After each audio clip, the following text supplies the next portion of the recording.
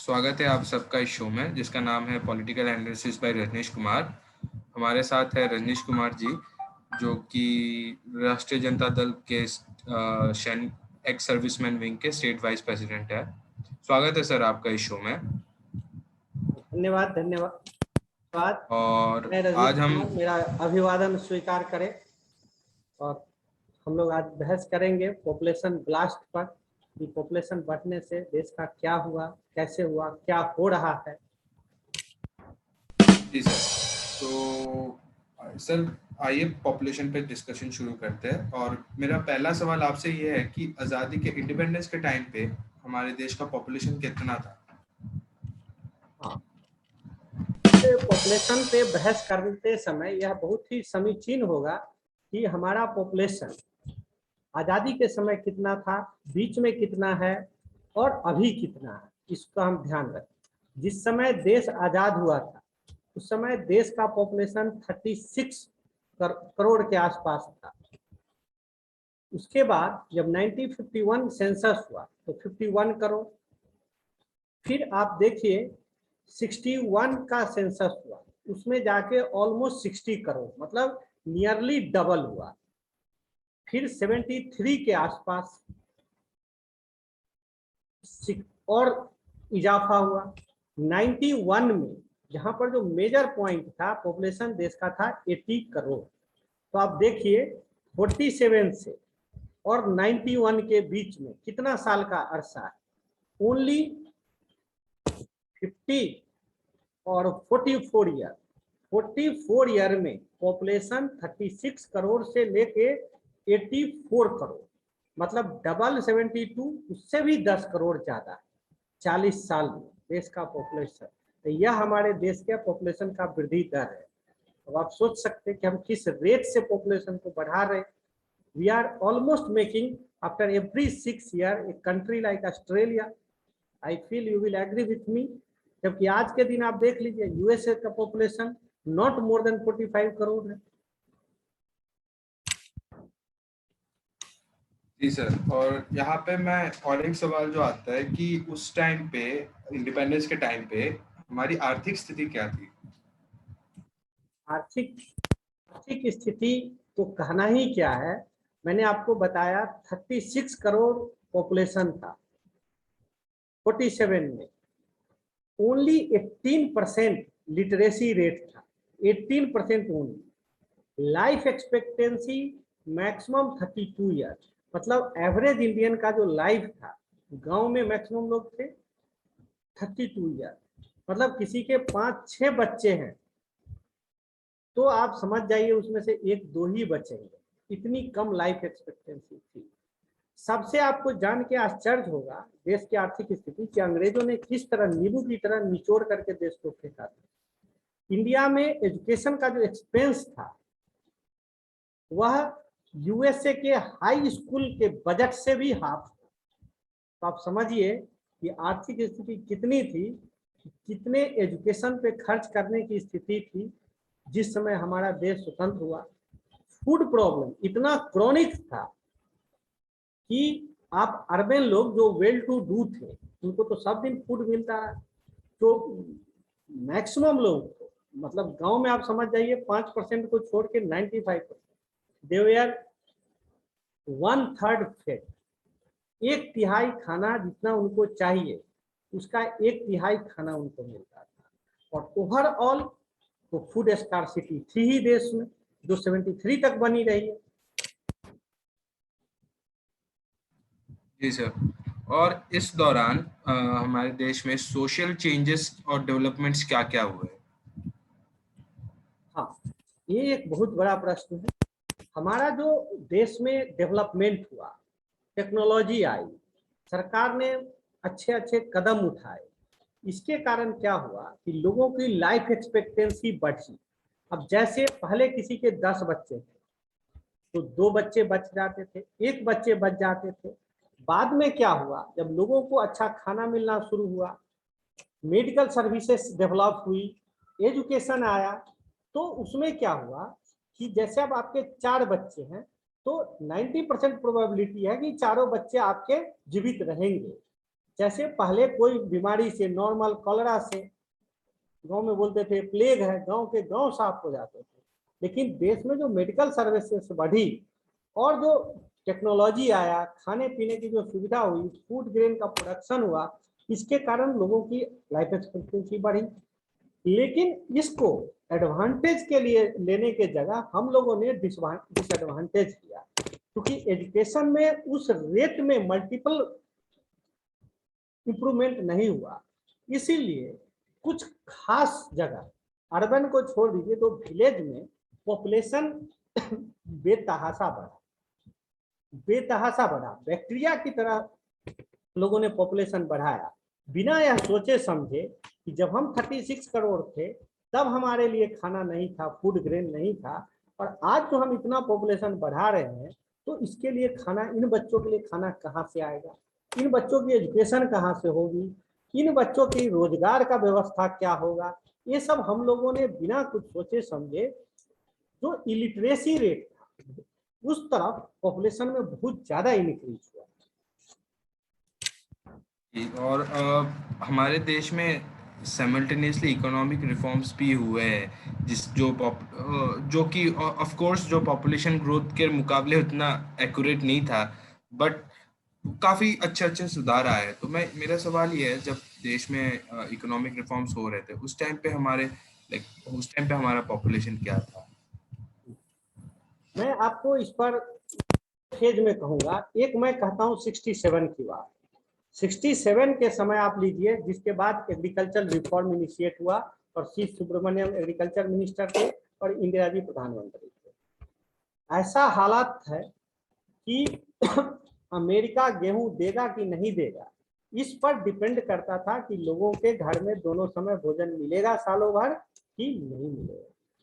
लेकिन जब जॉनसन साहब ने इंदिरा गांधी को बुली करने की कोशिश की थी, तो इंदिरा जी ने सी सुब्रमण्यम साहब के लीडरशिप में एग्रीकल्चर मिनिस्ट्री को एकदम डेडिकेट किया कि आप 2 साल के अंदर फूड ग्रेन में सफिशिएंसी रिस्टोर कीजिए। और एक हरित क्रांति आई, जिसके कारण आप जानते हैं पंजाब, पश्चिमी उत्तर प्रदेश, हरियाणा, इसको हमारा राइस बाउल और व्हीट बाउल कहा जाने लगा, और इतना प्रोडक्शन हुआ कि देश सफिशिएंट हुआ। लेकिन पॉपुलेशन इसी दौरान इतना ज्यादा बढ़ गया कि बेरोजगारी की समस्या फिर विकराल हो गई। और हम सब जानते हैं कि 74 में इतनी विकराल स्थिति थी कि देश में डेली आंदोलन होते थे, डेली कहीं ना कहीं कुछ प्रॉब्लम होता था, जिसके बाद इंदिरा गांधी को इमरजेंसी लगाना पड़ा। उसके बाद ये मेरा देखा हुआ है 88-89 का टाइम, देश में कहीं कोई नौकरी नहीं, हजार पूरे डिस्ट्रिक्ट में कहीं कहीं सुनते थे कि किसी एक को नौकरी हुआ, नौकरी ही नहीं, वैकेंसी ही नहीं। पॉपुलेशन बढ़ के 91 में 83 करोड़ थी देश की। उसके बाद इंजीनियरिंग आप पढ़ लिए, कोई काम नहीं। हम देखते थे आसपास में MIT मुजफ्फरपुर से लोग पढ़ के भूसा बेचते थे, सिविल इंजीनियर, प्रोफेसर, कहीं अपॉइंटमेंट नहीं, क्योंकि सरकार के पास रेवेन्यू। 91 में बाजार में रिफॉर्म आया, नरसिम्हा राव और डॉक्टर मनमोहन सिंह की जोड़ी में की। 2-3 साल 94 आते आते नौकरी की बरसात हुई, चारों तरफ जो मार्केट खुला बहुत सारी नौकरी हुई, इंजीनियरिंग कॉलेज खुले टेक्नीशियंस के लिए, डिप्लोमा के लिए, हर जगह। अब 91 में 83 करोड़ है, आज 2021 है, आज 130 करोड़ पॉपुलेशन। तो जितने रिफॉर्म हुए सब के सब उस इम्पल्स ने, पॉपुलेशन इम्पल्स ने कंज्यूम कर दिया। एक मिनट मैं कहना चाहता हूं, आज के दिन आप कंपैरिजन से देख लीजिए, 94 में एक इंजीनियर को 14,000 पे हायर करती थी सॉफ्टवेयर कंपनी, और आज के दिन देख लीजिए मैक्सिमम इंजीनियर को 20,000 पर हायर कर रही है, तो वर्क फ्रॉम होम पे 25,000 पे। अब 94 में जो लिविंग कंडीशन थी और आज 20,000 में आज का इंजीनियर कैसे काम कर रहा है? 16 लाख रुपया देकर वो पढ़ रहा है और उसको मिल रहा है 20 लाख। इसका कारण क्या? जॉब ही नहीं है। जॉब क्यों नहीं है? क्योंकि पॉपुलेशन को हमने मल्टीप्लाई कर दिया, बहुत ज्यादा मल्टीप्लाई कर दिया, मेन कारण है।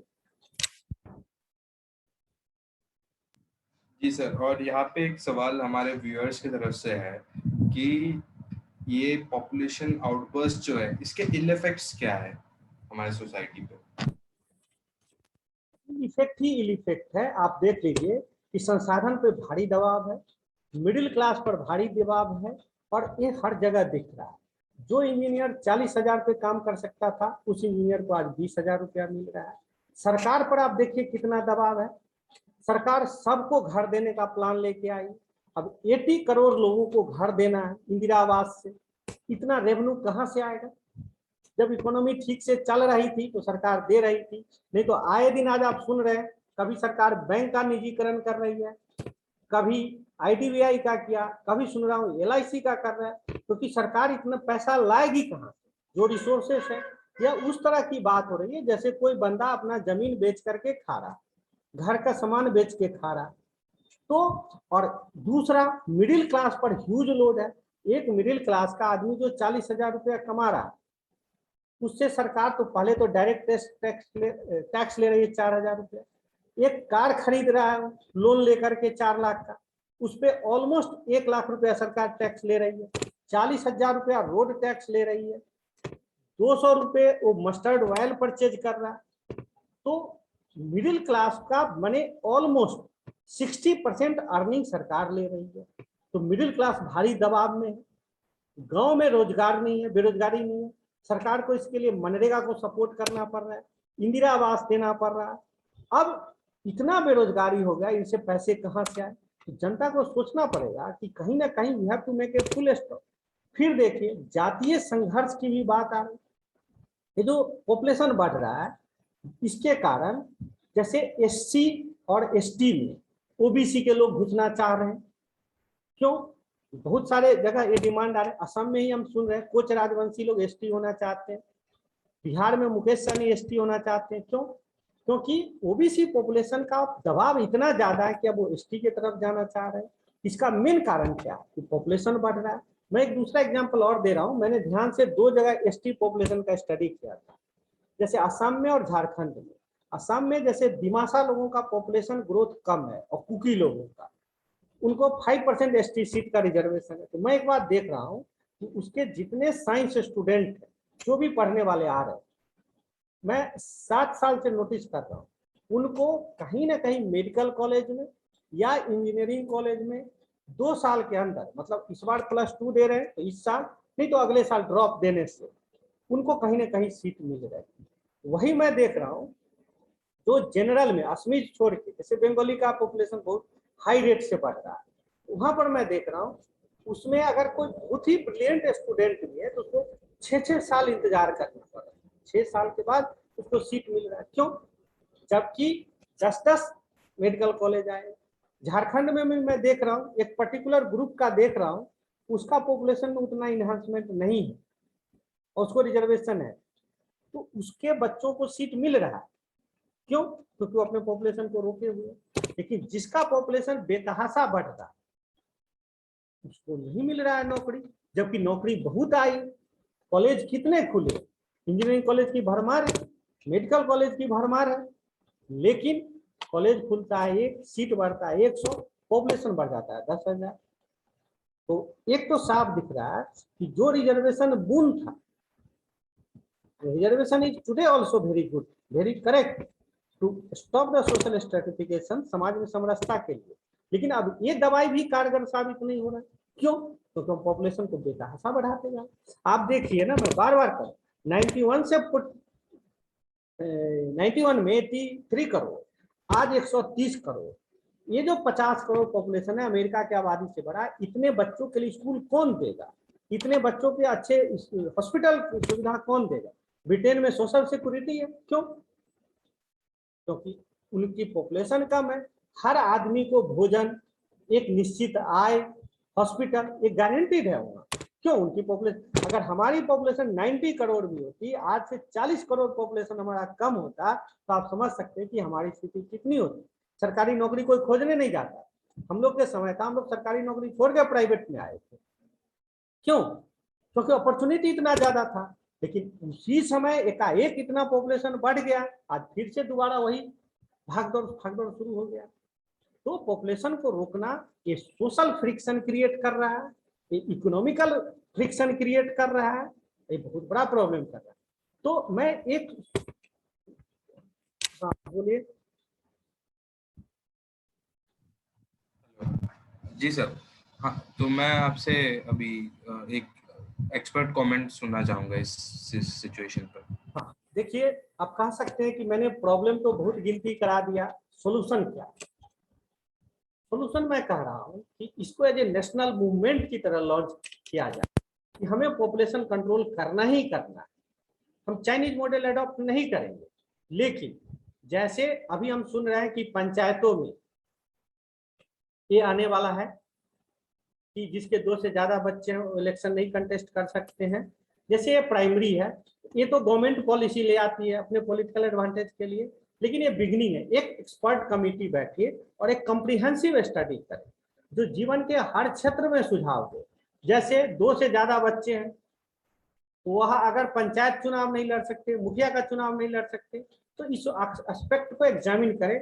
व्हाई नॉट एमएलए का election, why not member of parliament का इलेक्शन।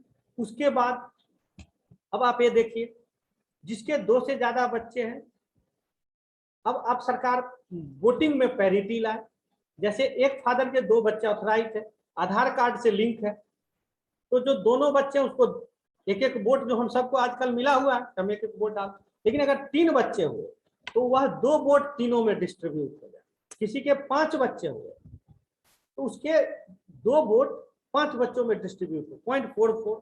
ये एक सबसे बड़ा डिटरेंट होगा। दूसरा, आप इंदिरा आवास दे रहे हैं, तो जैसे आप 3 सरकार ऑथराइज करे 2 लोगों को, किसी के 2 बच्चे, अगर 3 बच्चे हुए तो 2 इंदिरा आवास को 3 भाग में डिस्ट्रीब्यूट किया जाए। जो सोशल गारंटी स्कीम है, जैसे मनरेगा है, 100 दिन की काम की गारंटी दे रही है सरकार, तो अगर 2 है तो 200 दिन की गारंटी, अगर 3 हुए तो वही 200 दिन की गारंटी 3 लोगों में डिस्ट्रीब्यूट हो जाएगी। सोशल सिक्योरिटी है, आयुष्मान भारत है, अटल अमृत अभियान है, ये जो सरकार करोड़ों रुपया इन्वेस्ट कर रही है, इस सब में ला। जैसे फौज में है, आपको 2 बच्चा है, उसके लिए आपको जैसे एजुकेशन के लिए जो मिलता है एडवांटेज है, 10,000 रुपया के आसपास मिलता है ट्यूशन फी, 2 बच्चे तक मिलेंगे। स्कूल में एडमिशन 2 बच्चे तक होंगे, उससे ज्यादा नहीं होंगे। तो एक्सपर्ट कमिटी बैठे और इसको लुक इनटू करे और ये पैरिटी लाने की कोशिश करे। एडल्ट फ्रेंचाइजी में मेरे ख्याल से इसको इंट्रोड्यूस करे कि 2 से ज्यादा वोटिंग पावर है तो डिस्ट्रीब्यूट हो। ये मेरा है, और एक्सपर्ट लोग सजेस्ट करें इसके आगे। बिल्कुल, उम्मीद है इस पे कुछ रिफॉर्म्स आए और गवर्नमेंट से भी कुछ इनिशिएटिव्स आए, ऑर्नामेंटल इनिशिएटिव्स नहीं, एक्चुअली इफेक्टिव इनिशिएटिव्स आए। नहीं, एक्टिवली ये इसको एज ए नेशनल मूवमेंट की तरह लॉन्च किया जाए। और बीजेपी के कुछ मिनिस्टर हैं, जैसे बाबू गिरिराज सिंह बार बार कहते हैं 3rd स्टेज में, लेकिन वो कर क्या रहे हैं? मैं तो कोई प्रोग्राम नहीं देख रहा हूँ सरकार की तरफ से। जैसे नीतीश कुमार जी ने कहा कानून से नहीं होगा, तो कोई अल्टरनेट मेथड तो सुझाए नीतीश कुमार कि ठीक है कानून से नहीं होगा, तो अल्टरनेट मेथड है क्या? तो जो सोशल इंजीनियर है, सोशल साइंटिस्ट हैं, जो ज्ञानी विद्वान लोग हैं, जो सोशल साइंस को समझते हैं, एक्सपर्ट है, वो एक कमेटी बनाए और इसको, जिस तरह से साधारण जनता नौकरी मांगती है, बच्चे कहते हैं युवा लोग कि हमें नौकरी दीजिए, हमारा ये अधिकार है, जनता कहती है हमें घर दीजिए, हमें सुविधा दीजिए, रोड बनाइए, बस दीजिए, कॉलेज दीजिए, जैसे जनता का अधिकार है, तो जनता को भी यह कहा जाना पड़ेगा कि अब आपकी ड्यूटी भी है कि आप 2 से ज्यादा बच्चे मत लाइए। देश अब बर्दाश्त नहीं कर सकता, बैंक बिखी रहा है, सारे प्राइवेट कंपनियां को दे दिया गया, LIC बिक रहा, पैसा कहां से आएगा? ये भी अब लोगों को कहने की जरूरत आ गई है, एंड फोर्सफुल। Thank you. तो ठीक है, इसी के साथ आज का शो खत्म करते हैं, मिलते हैं अगले शो में किसी नए टॉपिक। मेरे पॉलिटिक्स का 2-3 मेन पॉइंट है: population, socialism and science technology.